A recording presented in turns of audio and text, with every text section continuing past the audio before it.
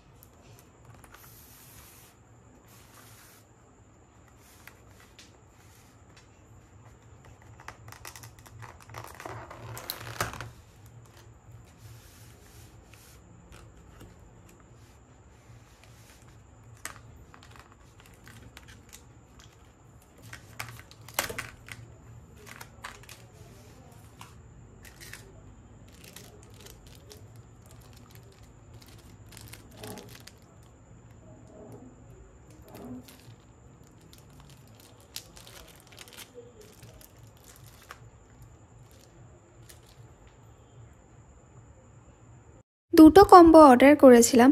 একটাতে ছিল পরোটা, 2 piece chicken কষা আর গোলাপ জামুন, আর আরেকটাতে ছিল বাসন্তী পোলাও সঙ্গে 2 পিস চিকেন কষা আর গোলাপ জামুন। সঙ্গে অর্ডার করেছিলাম চিকেন ড্রামস অফ হেভেন। এটা আমার খুব ফেভারিট, তার জন্য এটাও এখন চলে এসেছে।